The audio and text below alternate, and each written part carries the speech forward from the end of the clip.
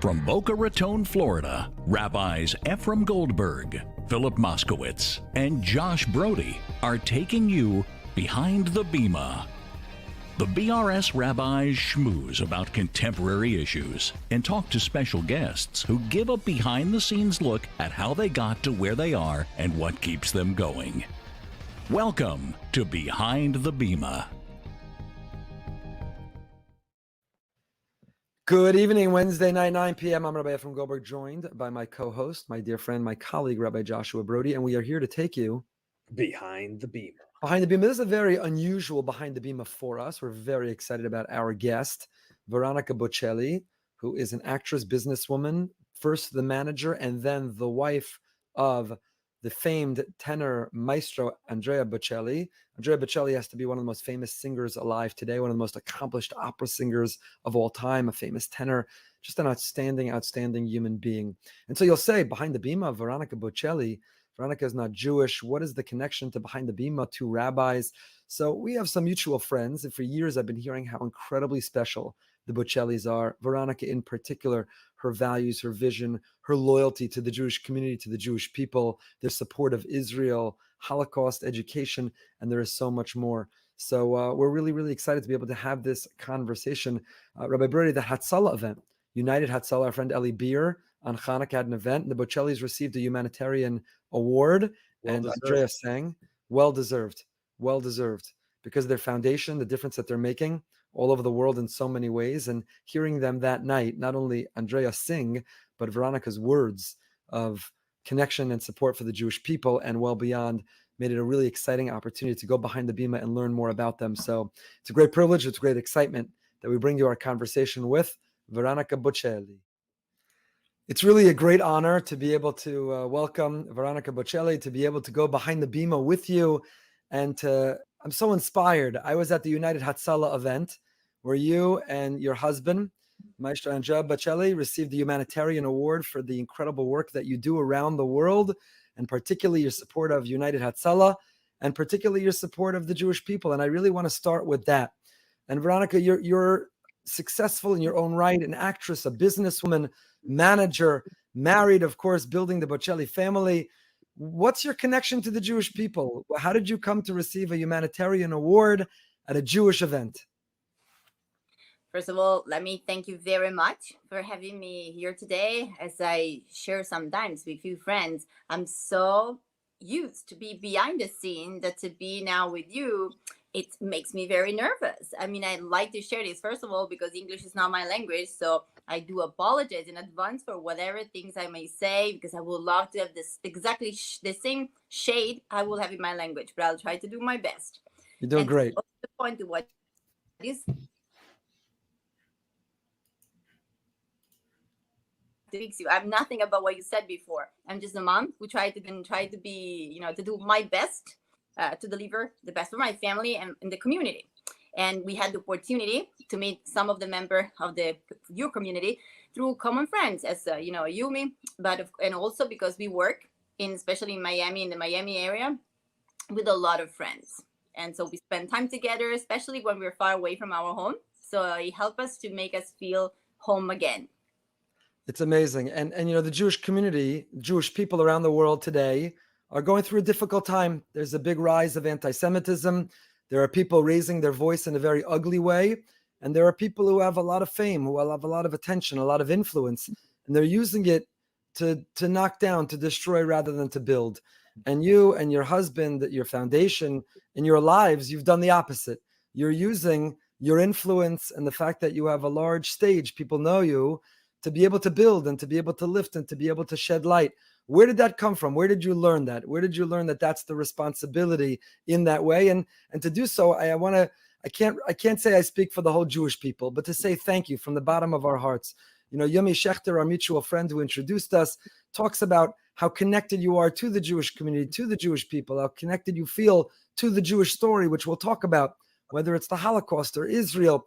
And so we want to say thank you from the bottom of our hearts. But where did you learn that? Who taught you to feel that connection and to use your voice to spread light? I think it's inside you. We are all born that way. And if this change means something happened, So I would rather see somebody who doesn't do this, with, like somebody who needs some help too. There's no way to destroy what you have around. And also when Andrea, has been asked in the past many times, are you pro-abortion? Andrea will never, or pro or against, for example, something like life, it's a big, big thing. And Andrea always answer, I'm pro-life, which doesn't mean I will judge whatever else is, whichever other decision is being taken. So Andrea told the family and myself too to be pro things, never against. It's an amazing position. So when were you introduced to the Jewish community? You grew up in Italy, you're Italian. Are you connected to the Jewish community of Italy? Is Andrea connected to the Jewish community of Italy? When did that connection first start? First of all, we learn at school. So at school, of course, through the education that needs to help us not to do the same mistake, huge mistake has been done in the past. So that was my first approach. And then, of course, you get curious and you get fascinated by a lot of aspects that, especially regarding the family and the way you connect to each other, even from far away. And then I got to meet few friends and meet people, and then we became friends. And in Miami is the biggest community that we have as friends. First of all, because we work with Andrea's promoter family is Jewish, and they work with him and for him, with him since over 25 years. Wow. And then again, my neighbor, Virginia, most of her friends are Jewish. So whenever she's there, she knows that she's always welcome in your big family. To me, you are like one large family. It's a beautiful, we're supposed to be, and we hopefully do feel that way. And we hope others sense us in that way. This is what I feel. That's great. And I know that you've experienced Jewish holidays. Our mutual friend, Yami, you've been there on the holiday of Sukkot when they sit outside, and Hanukkah with the candles and Shabbos meals. What's your favorite part about joining his family to share traditions, to be exposed to Jewish holidays?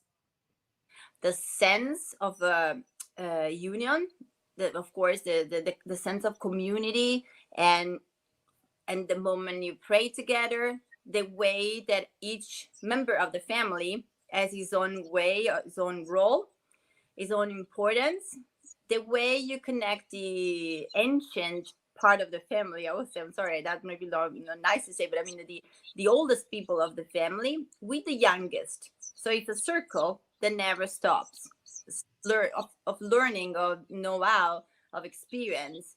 And unfortunately, this is something that touched me very, very much. I've been raised in a family where all my grandmother and grandfather died in the house. Means nobody was, we were able, and we were lucky enough, but also with, sacrifice. My mom stopped the work to look after her parents. And this really taught me that whenever you have a chance to have the young generation of the family connected with the eldest one, it's precious. Wow, that is a beautiful observation, and something that we share, the respect for the older generation, for the past generation. Rabbi Broide, you want to jump in? Yeah, I'm just wondering, the Jews have a long history in Italy. And I'm just wondering today, have you seen a change in the relationship between the Jewish community and the non-Jewish community? Are things being worked on to build relationships? What does that look like? I cannot really witness anything like that in my, I don't want to say short time, because unfortunately I'm old enough that I can witness some difference. But I've spent most of my time, unfortunately or luckily, outside the country. So whatever I've seen in my own country, there's never been actually a problem that I was able to see. I've always seen a lot of respect. So you mentioned one thing we have in common: respect for the older generation, and to celebrate those holidays together. I don't think we have that so much in common. That's what I said, that's what I admire about you and my family in particular. Not necessarily, not today, unfortunately. Okay, but your family and our big family, we have that in common. Another thing we have in common is faith. So could you tell us a little about what the role is of faith in your life, in Andrea's life? Is that one of the things that brought you together, attracted you to one another. Faith, he's standing for certain principles. What role does God have in your lives, in his and your career and success and growing your family? Do you talk to God a lot? Do you pray to God?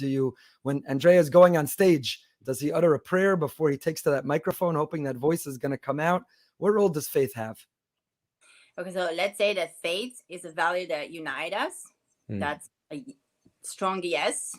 And it also makes us understand the importance of using the art, for example, as an instrument to breathe the light, to share positive values, and also to open dialogues and be ready to listen, which not necessarily today goes together. I speak for myself first, right, of all. And Andrea prays very much. He's the one who prays the most in the family, I have to admit. I had this discussion actually today with one of my friends, is a priest, and he asked me straight away, he said, how much you pray now? And I was like, I cannot lie to you. I pray, but never enough. I said, I feel that I could have done a lot more. And I always try to trade prayer for what you do good. And he said to me, doesn't work. I said, no matter as much as you can do good action, that's not a prayer. So you need to do the action, do good things, and pray while you're doing it. So faith is important to you. It's part of the family. It's part of the conversation. God plays a role. It is. And at the very beginning, when I met Andrea 21 years ago, 22 almost, believe me, especially in the evening after dinner, it could have gone for an hour to just make sure I really knew everything I was supposed to know. And I'm sorry, in that sense, I was a young student. So I didn't know everything he wanted me to know. And from time to time, he was checking on me, exactly as good as school. So what did I say about this? And checking if I really understood what he meant to say. And when it was, what was my idea? I said, Andrea, you cannot ask me ideas about something that has been there for 1,000 years. So I'm sure has been said everything. If somebody asking, I want to know what you think about this. If you understand what this parable, I don't know how you translate that, like a story that tells a particular fact in the Bible, and he said, I want to know what tells that story tells to your heart. So I don't know if this is too personal a question. Of course, Veronica, you'll stop us if it is. But Andrea lost his eyesight at 12 years old after a soccer accident. Did that rock his faith? Did he wonder, where is God? How could he lose his sight? Where was God when that happened? Did that become challenging to his faith? Okay, so let's say I was not there. So right. I can only tell you what he has been asked. So I've listened Andrea answering this question for sure. Just to be more precise about that, Andrea was born with beautiful blue eyes, and everybody was stopping the mother, say, "Oh my, he has incredible, beautiful eyes." And he was crying because he had pain, and nobody knew at that time. It was over 63 years ago. And it was not exactly easy to understand right away what was going on. So that beauty, unfortunately, was exactly the worst things that you may have. It was a glaucoma. So he was born knowing, the mother knew since the very beginning that he was about to lose his sight. So they took the decision to send him to a to a boarding school. It's in Italian, it's collegio, but it sounds different in the United States. So it's a boarding school when you learn how to use the braille, how to be independent. And for a mother at that time, an Italian mother at that time, to be strong enough to say, okay, if he's not with me, if I don't protect him in the way I want, but I let him see what life is, just to fight by himself and learn how to defend himself, that will be the best choice. So she was an amazing woman, and she did the right choice. So when at 12 years old, he lost his sight, it was something that he was sort of expecting, even if the accident just accelerated what was happening anyway. But to go to the point, the way Andrea, I'm sure he will answer you, is that he has the full command of his surrounding. He knows exactly where he is. The fact that he has not always lived in this condition probably help him, because he knows exactly which are the colors. Maybe he missed some strange color that at that time you don't know what they are. but most of the colors he knows. He knows how a face of or his mother looks like, the color of the skin. He knows everything. So if you enter a room, most likely he will know, not necessarily which color are they, but he knows if the sound comes back. He knows there's a curtain around. He knows there's a table. He knows what the place looks like, more or less. And especially has an incredible talent in knowing when beautiful souls all around. You can get them from far away. Wow. I saw that at the Hatzalah event because I watched him navigate going on stage and off stage. And it wasn't a person who, couldn't take one step because they didn't know what was happening, almost to the point that you wonder, like he had so little assistance a little bit in moving around, like he really has a grip of what's happening around him. Okay. I wish one day you'll be able to see him at the house. That's a big difference, but not his house. What makes the difference is the silence around. So in a place where there's a lot of noise, as exactly that room was, full of love, but still full of noise, that place makes him blind. It's like for us to shut our eyes and our ear, both of them, because the noise is exactly as the absence of information. Whenever he's in the silence, it will do exactly as a bat, as the animal. The sounds that comes back from the noise he produced, it will help to locate everything around him. So I'm happily married with Batman. That's so fascinating. So he can make his way around the house without any help at all. Yeah. He knows. Not only his house, wherever, as long as the sounds it comes back, returns back, and that's enough. Imagine that most of the people goes very shocked by what he does, like riding the horse or do things that people consider crazily difficult, but actually for him that's the easiest one, because he was born doing that. He really loves the animal. He loves the horse. He knows how to whisper to them, and they speak the same language. I ride horse. I don't necessarily speak his language.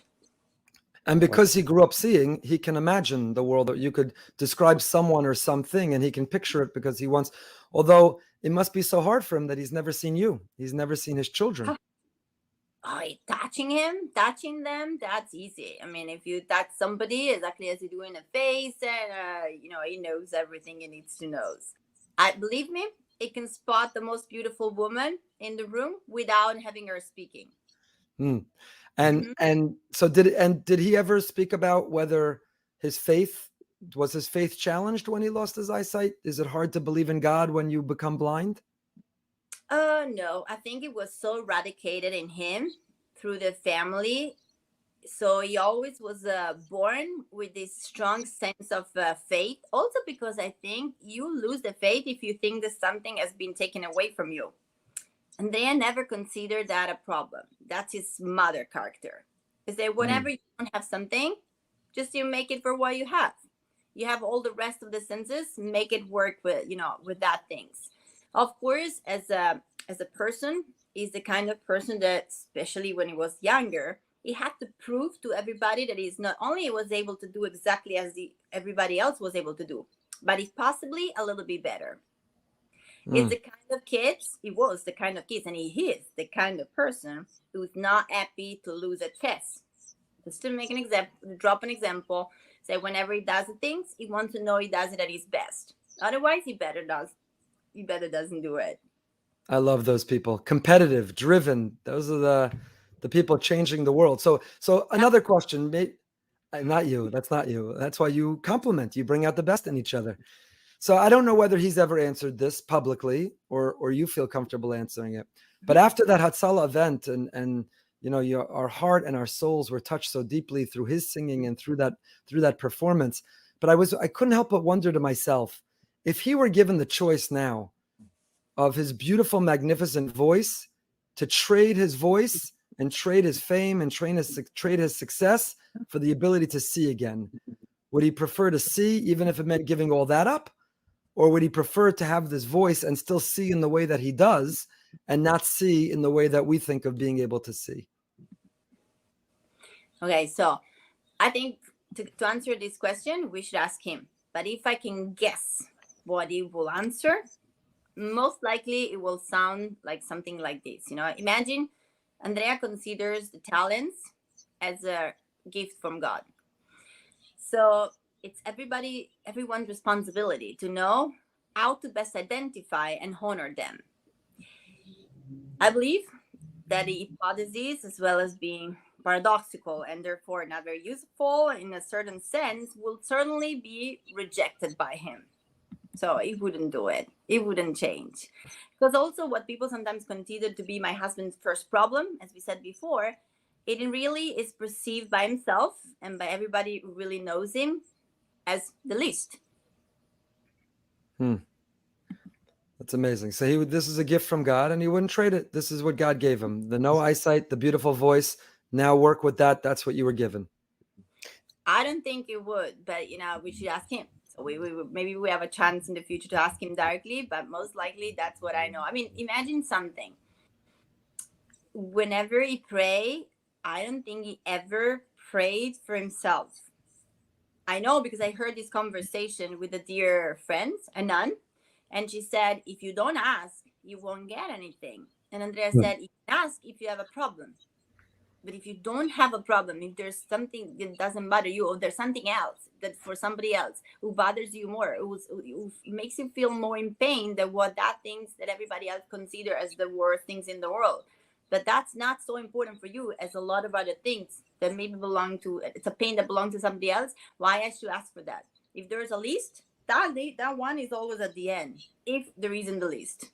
Well, there's a Jewish teaching, our rabbis in the Talmud, that if a person is missing or needs or wants something, you should pray for someone else who has the same need ahead of you. You think of someone who's also missing or needs to have a recovery from an illness or needs a livelihood. If you pray for the other person, then you'll be answered first. But our priority should be to think about other people, not ourselves. Rabbi Broide. Yeah, I'm just wondering, how old was he when he recognized that he was the best in the world?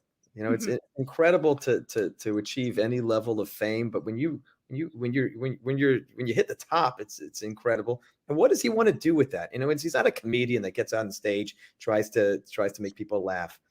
He's a singer, but it's such a unique type of singing. Like, what does he want when he gets in front of that audience? What's he hoping to achieve? I will answer with something that makes you laugh, for sure. One day, years ago, we come back from a very long trip, like 4 weeks around the world. We have but a lot of baggage to open, a lot of boxes. So I'm 4 a.m. with the jet lag. I said, okay, I just do my job. I open the bag, I package everything, and I hear a voice from another room, very loud, because like, Veronica, calling me. He never calls my name, taught the entire name. So it must be something serious. So I run crazily to the room. I enter and he very quietly goes, can you believe there was one of my songs in the radio? That's crazy. I almost killed myself to come on the other side of the room. Is that what you have to say? So I said, of course, Andrea. I said, of course. I mean, you're a singer.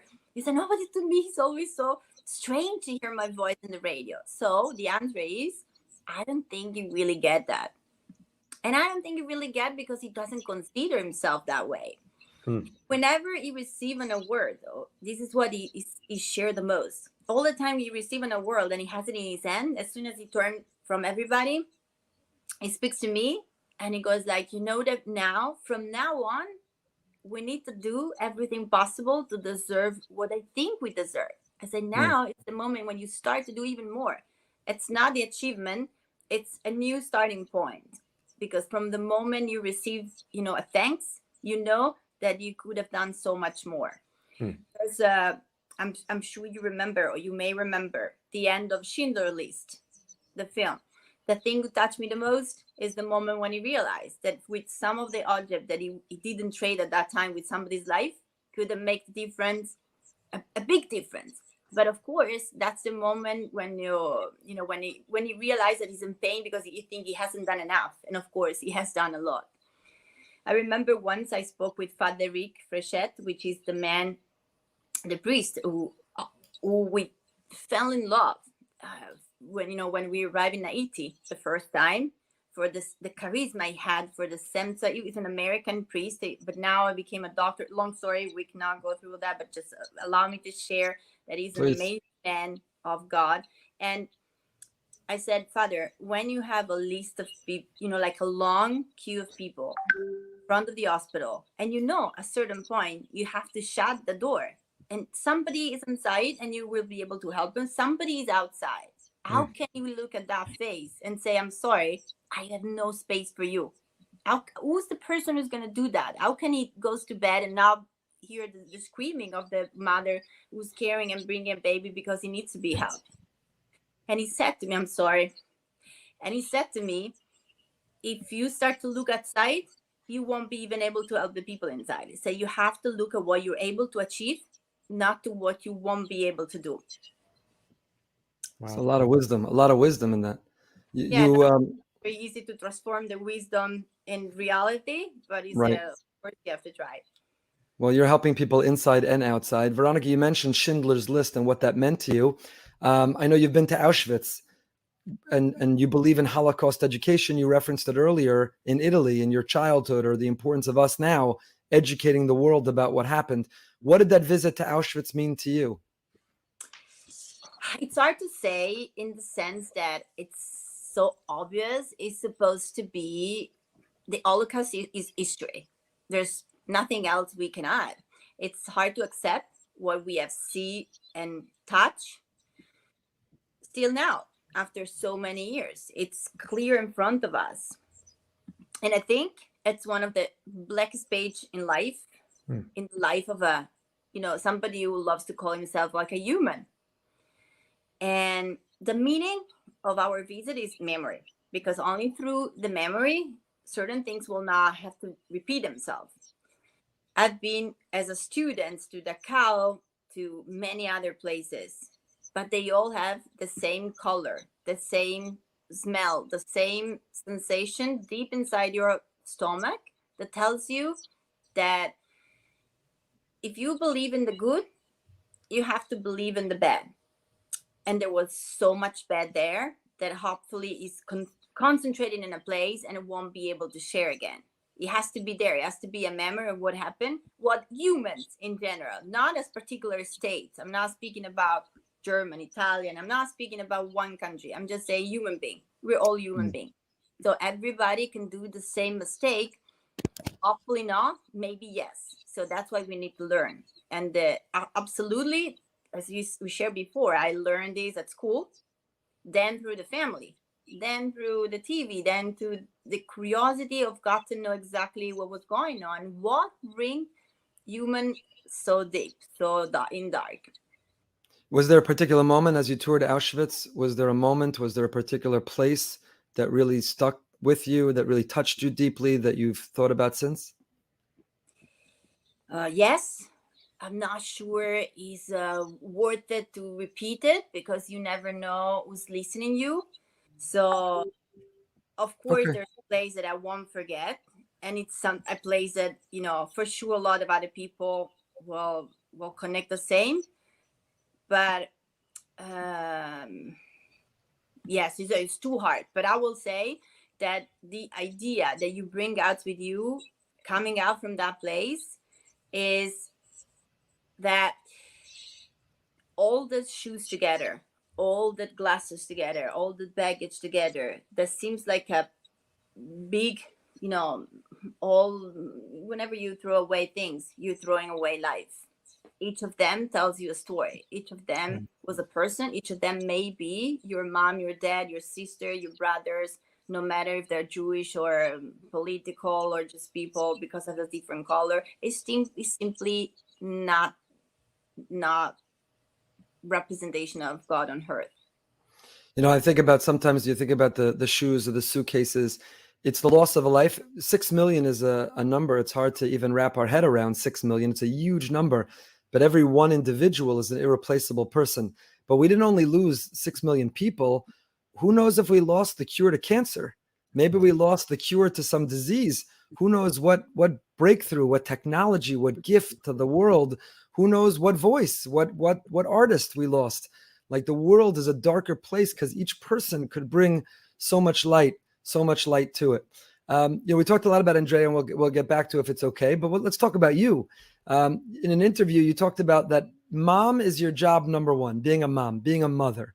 And we live in a world that emphasizes today with women career, and you are a business manager, you have your own career beforehand, and yet you define yourself now, job number one is to be a mother. What does that mean? What does being a mother mean? What do you think what are the lessons? What's the most important part of being a parent, of being a mother? I wish there was, exactly as for the prayer, I wish there was a book where you can go read and knows the right things to do. Sometimes we feel like whatever you do is always wrong, and judged by somebody else. So I think instincts, whenever the instincts is something that guides you in a good way, just close your eyes, ask for the Holy Spirit, ask for somebody who's above you to give you the strength. And that's what to me, it's the most important things to do. So whenever people goes, sometimes they go like trying to say a nice thing, oh my God, you're this an amazing woman. I'm just a person of doing. I like to do things. I hope to do the best I can. And I know for sure that doing too many things, I cannot be perfect. I'm far to be perfect. And also there's a list of priorities. What's my priority? I don't know. Sometimes I have to, judge myself, try to judge me from outside and see if I'm doing good.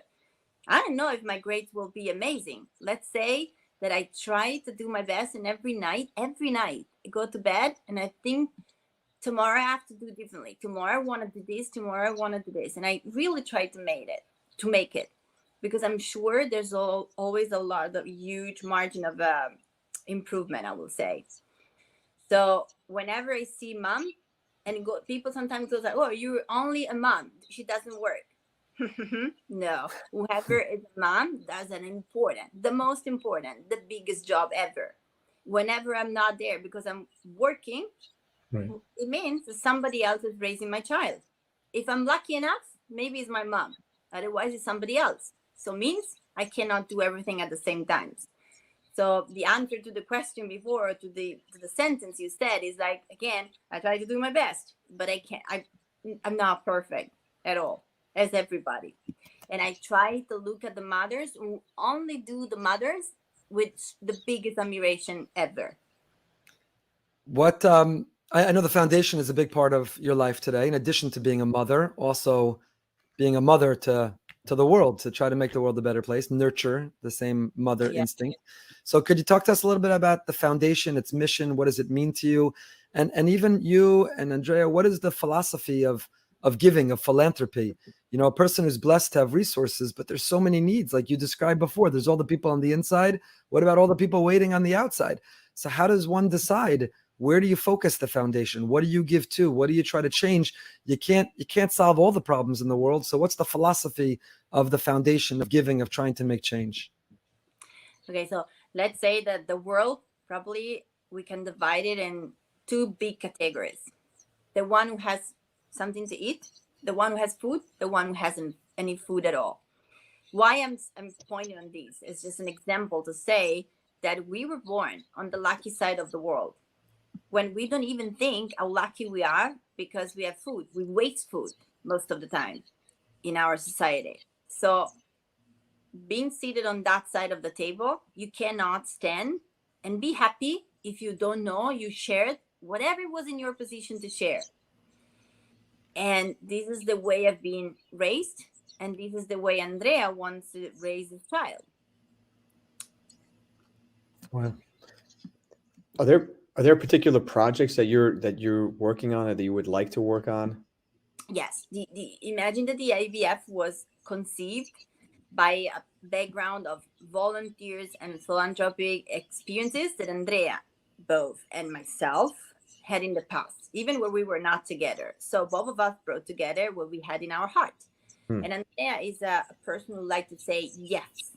So all the times that a lot of our foundation, at the time we didn't have our own foundation, we're asking for help, Andrea was ready to say, yes, I'm the voice of the people in need, people who hasn't had a voice. Then at a certain moment, we had to decide. So we said we had to take something which is a mission that it's dear to our heart, and trying to make the difference in one community first, and then try to enlarge in a larger scale, and to try to see if we can make a difference in a different way, like to have a biggest impact in the community. So we understood that our heart was more into education and empower people in community through possibilities, which tells a lot. And can, to make the long story short and go easy with numbers, which luckily in the United States you love to share, very different from our Italian way of of communicating these kind of things, and I do love yours better. Yeah. We have raised over the few past years 45 million euros that we allocated many different activities. In Haiti, first of all, where we built the 9th school and with 4,000 students, and we offered them the opportunity to receive a proper education, healthcare that goes through being dressed to have food. Then we also built a drinking water pipeline that served over 400,000 people. And then, unfortunately, when in Italy we've been eaten by the earthquake, we rebuilt 2 of the schools that were exactly where I was from, in Marche, and the Academy of Music. We've been able, through the help also of the United States, all our donors from all over, they gathered together and help. We were able to be faster than our state, our government. So, because private sometimes can go faster than everybody else, because whatever we learn from you, whenever there's a will, there's a way. So Andrea told us to say, you have to be fast. You have to do it exactly in the way you want your daughter to be in it.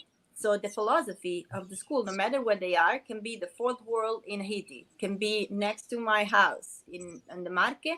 The school is technologically advanced, beautiful, a lot more beautiful than the one my daughter goes to. So I love the way that you put that Andrea not only has this magnificent tenor voice to sing, but he's using his voice to be a voice of the people who don't have. And that's such a beautiful image of the same person who has this once in a generation voice for music and for opera, can use that voice to be now the reason I find that so beautiful is because those who are watching or listening, and me, myself, we don't have that voice. My wife tells me all the time, I don't have that voice. We don't have that voice, right? So we don't have the voice to be a maestro, to be a tenor, to be an opera singer. We're no Andrea Bocelli to be that voice, but we can use our voice like him, like you, to help people who don't have. And that almost anybody can do. As long as you have a little more than the next person, you have that voice. You may not have his singing voice, but you have that other voice. And what a powerful message that is. True. I'm glad I was able to test it properly. And you make it sound a lot better than what I did with my so really, thank you. I'm sure it's even better in Italian. Talk to us about Israel, Veronica. I know you've been to Israel. I understand that Andrea has said that if he had to leave his home in Tuscany, he would live in Israel. That's how much he loves Israel. Yeah, so, it's true. What do you love about Israel? What's your favorite place in Israel? What do you love about Israel? Talk to us about Israel. It's strange because Andrea really has been there many times. All the time, especially one time he has recorded a beautiful opera there.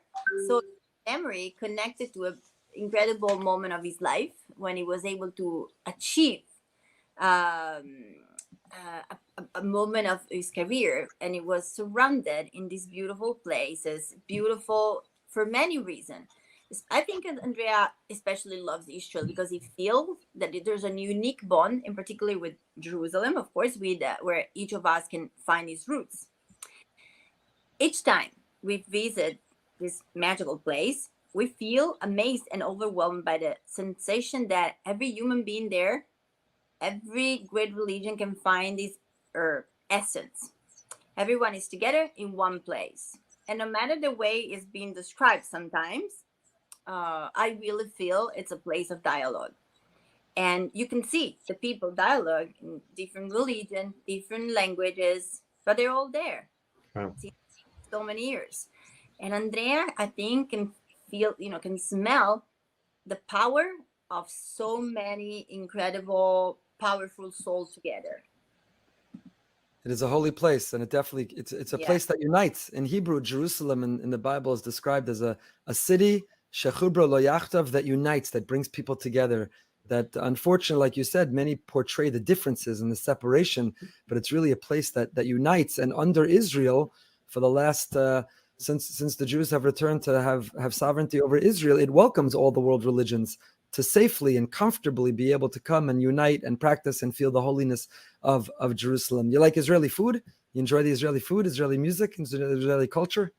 Unfortunately, you can only see me here, but if you see all the rest, you will for sure that witness that I love every kind of food in the world. What's better, Italian food or Israeli food? That's if I had to answer properly, of course I was born in my country. My country is famous for food, so Of course. yes, answer the real thing. So I do love it as the my favorite in the whole world. But I love to experience. I don't love particularly to experience. Andrea does. Andrea really can eat whatever comes in front of him. I'm not that way.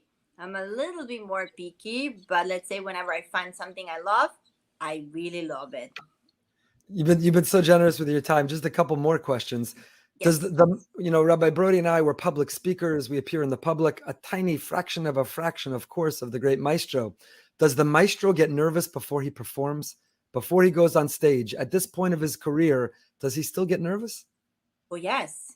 I mean, he's very, very nervous. Not all the times. He has changed over the past few years, but very recently because something happened. So I remember, and I learned these lessons years and years ago. I was very young, probably was like 20 years old. And Matteo was still in the kindergarten. So over Christmas, they wanted happy parents to be there and sing. Of course, when you sing and one of the parents is Andrea Bocelli, guess who was the leading singer? So Andrea entered the room and it was alone rehearsing with kids. Probably they were like from 3 to 5 years old. His hands were cold, like freezing. I said, Andrea, you really are nervous to sing in front of 3 to 5 years old kids. I mean, and he said to me, you don't understand. I mean, the adults knows who I am, and they will have the prejudge in a good sense this time, but prejudge toward me. So they will applaud whatever I do. They will just like me because they know who I am. These kids, they don't. I will only get their attention if I really sing with my heart. And to catch their soul, to catch their attention, I have to give my best. I said, I have to put so much more energy here than what I will do in the middle of in a big theater. That's an amazing story. That's a great story. What kind of music do Andrea and Veronica Bocelli listen to when nobody's around? When it's not opera, when it's not Andrea, what kind of music do you like listening to? No, so you won't be too much surprised to know that I'm an old soul. So I was raised with my father loving opera. So I loved opera since I was a kid. And my father likes to tell the story. Then everybody else was singing the cartoons, like soundtrack, you said that, and music. And I was singing Andrea Chenier, which is an opera. Of course, only singing the tenor's part because my father likes to sing as a tenor. So I was pretending to be a tenor too.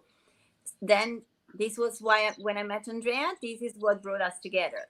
It challenged me, said, okay, you said you love opera. Do you know these? And he started to sing. I was the winner. I won the competition. That's great. So, yes. Yeah. Clearly you won. Is it ever challenging because of the fame? When you walk around Miami, you walk around Tuscany, you walk around Italy, you walk around Israel, and people recognize you. Is it hard? Do you wish that when they come and ask if they could take a picture, do you wish they'd leave you alone? Is that part of the cost of success and of the life that you have? Give the people listening guidance. If you're somewhere on vacation, should everyone say, oh, that's Andrea Bocelli, that's Veronica Bocelli? But okay, from a distance, they'll tell people they saw them. Or is it okay? They want to go over, they want to say hello, they want to say thank you. We love your music. We love your career. We love the foundation, the good that you're doing. Give all of us a little guidepost, what we're supposed to do. Oh, it's hard.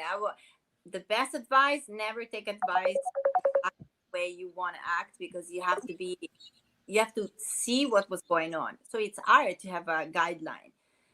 I would say that Andrea's fan, Andrea admirer, are very respectful.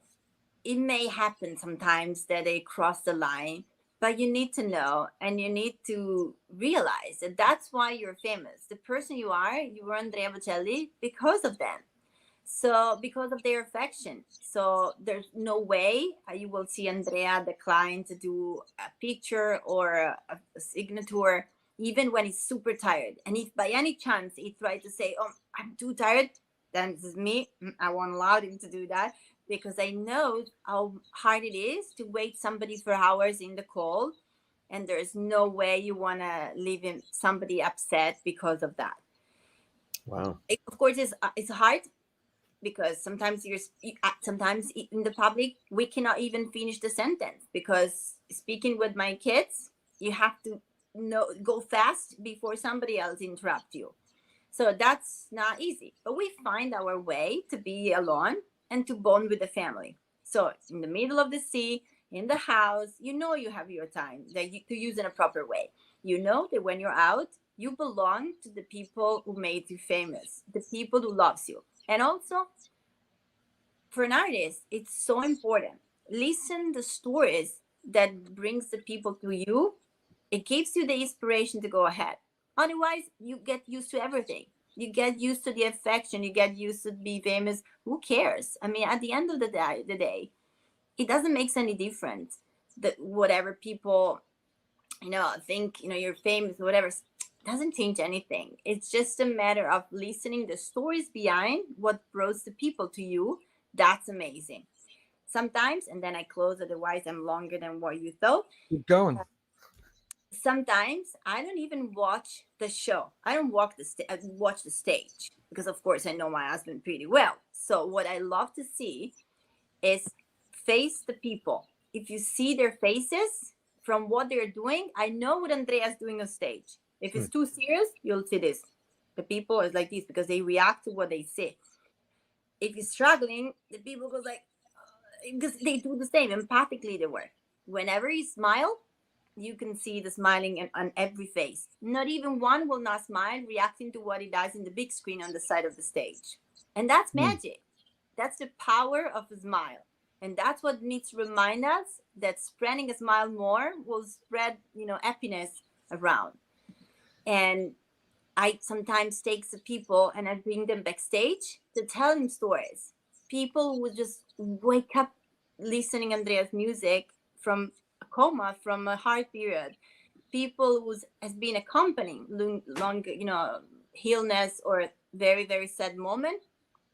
Or just people who got married because of that. This is an incredible conversation. There's so much more to ask. I wonder whether, of course, the maestro Andrea has never received a bad review in his life, but if there were a bad review someone wrote or said, does that still get under his skin, your skin? Are you able to shut out criticism and only focus on the good? There's so many more questions, but you've been incredibly generous with your time, and more than that, with your heart and with your soul. When I heard you speak at United Hatzalah, as beautiful and as soul stirring as Andrea's singing were your words that came from your heart and entered the hearts of all 1,200 people in that room. And, Yummy and Eli Beer have been speaking about the Bocellis for years, and the privilege of being able to go behind the Bima, have this conversation, hear you and learn from your words and the difference that you're making. There's so much from all of us to learn from it. And we thank you. Thank you for standing up for the Jewish people. Thank you for standing with Israel. Thank you for using your platform to do good in this world. Thank you for everything that you're doing. No, thank you for having me. And just let me close thanking you both, but also to allow me to say that it's been my privilege and honor to be able to listen Andrea conversation, not only once, but a few times with the Rabbi Lisker in Miami and the rabbi, that we have here in Florence, which is an amazing man and with his wife, and listen the two of them speaking is always something incredible. Of course, Andrea listen more than what he speaks in that moment, because you need to gather the more, sensation information possible, because, here Rabbi Lisker speaking is like a wisdom living. I saw a clip of Andrea singing in the shul in Bal Harbor in Rabbi Lipsker's synagogue. How did that come to be that he sang a little bit in that synagogue?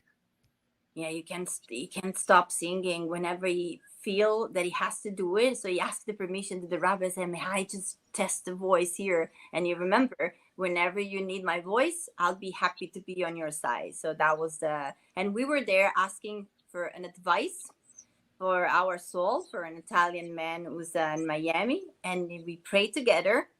And I'm sure God will listen to us. I know that you've been standing up for that friend and fighting for justice for that friend, and we're here to help and add our prayers for that friend as well. And our synagogue, if the maestro would like to test his voice in Boca Raton, is of course available for him as well. Thank you for this time, and really thank you for all that you do. Thank you both. Thank you very much. That was some interview that lived up to all the promise of the people that know them well and talk about how special they are. You know, she was worried that her English wasn't fluent, but it was fluent enough to get across so many ideas of love and of support and wisdom and responsibility as a mother and faith and so much more. Rabbi Broide, what touched you the most from that conversation? She's a real person. Yeah, I love the part where she spoke about how, you know, her husband understands, and they both understand how they are the you know, there because of their fans, there because of the people, and they owe it to them to be there when they're asking for a photo or an autograph. It's very real. And even when he gets tired, she reminds him, you want to be private, you want to be alone, go out in the middle of the ocean or stay in home. But when we're in public, she said, you're only famous because of those people. You owe it to them, which is an amazing attitude and approach. And I think he has that reputation of being really good to fans. And I also love that he still gets nervous. I love the description of getting nervous performing with the 3-year-olds and 4-year-olds, 2-year-olds. That's amazing. A real person.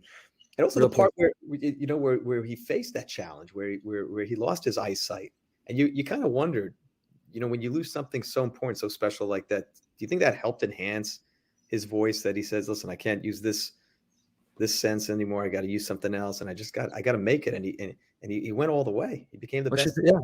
She talked about it. Yeah, she talked about having the other senses heightened and a real awareness. But also, you talk about powerful. When I asked a couple times, was his faith rocked or shattered when he became blind? And she said, look, I can't answer for him, but I think he would answer that, you know, God gives you talents and skills, and then God also gives you challenges, and it all comes together as one package, and you wouldn't trade it or change it. This is his package. His package is to be both blind and to have an outrageously exceptional voice. And that comes together in one package, and he wouldn't trade it or change it. What an amazing. I wonder if there are any like chazans out there that look at him as, you know, he's one of the best. I'm sure there's a little bit of crossover. Channel that chazanas? Yeah, between a chazan's voice and the voice that he has. Is. You know? At the Hatzalah event, everyone, and maybe we'll post it here in the comments. At the United Hatzalah event, Yumi made a surprise. He brought out Shulam Lemmer, and Shulam Lemmer did a duet with Andrea Bocelli. And Shulam was posting about that for days afterwards. You know, we've had Shulam Lemmer on Behind the Bima before. He in his own right is incredibly humble given his talent. And he talked about this, like being with one of his heroes singing together. He couldn't believe it. He couldn't believe they're singing this duet together. So it was something very, very special. We talked about praying. She said that he prays more than she does, but there's a lot of prayer in the news right now because of something that happened just a couple of days ago. And I love her honesty also when she said, I went to the priest and he asked me if I pray, and I was like, no, not enough or something. Right. I do a lot of good. And he said, but it doesn't take the place of prayer. Right. Yeah. So prayer is in the news a little bit because a couple of days ago, football game, a player took a hit and then had a cardiac arrest and CPR to be revived on the field. And the image is of all these players kneeling down and just instinctively and intuitively going to prayer.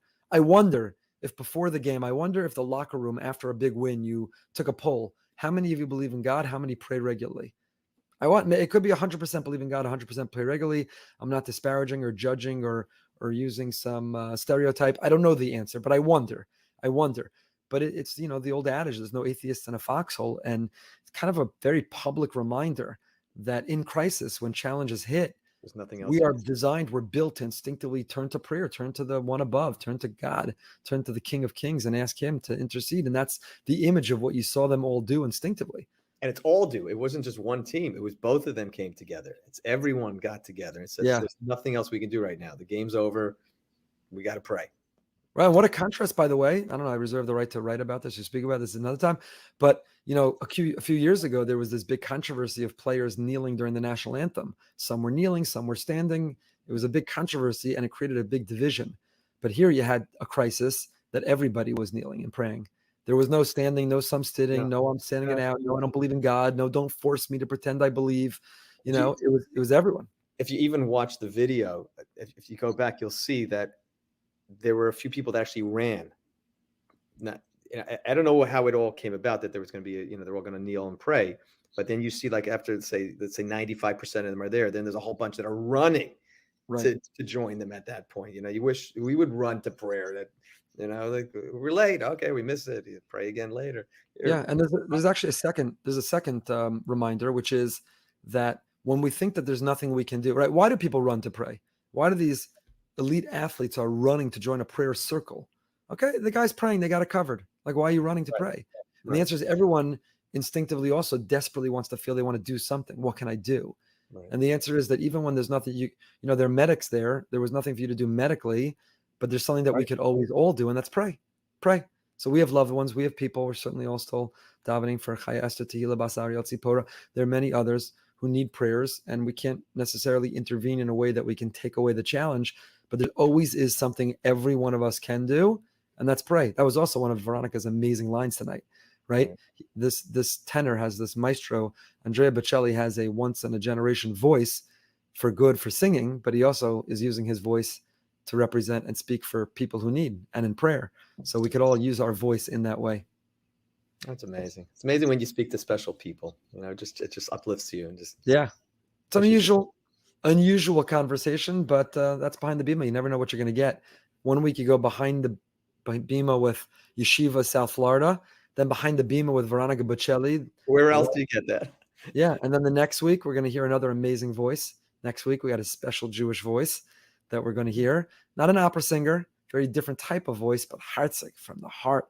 And we got an incredible lineup of people.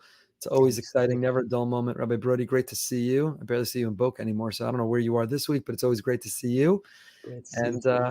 Until next time, stay happy.